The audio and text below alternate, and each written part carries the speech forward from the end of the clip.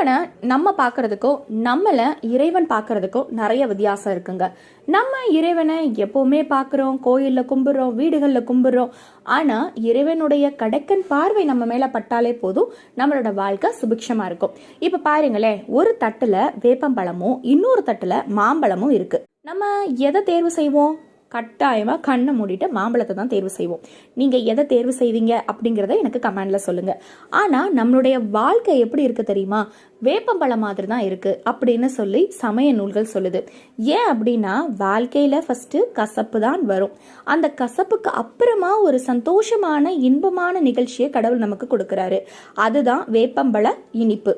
மாம்பழம் போல தொடர்ந்து இனிமையான வாழ்க்கையும் நமக்கு கடைசியில் கசந்து தான் போகும். இறைவன் நம்மளை பார்க்க வைக்கிறதுக்கு நம்ம என்ன செய்யணும்?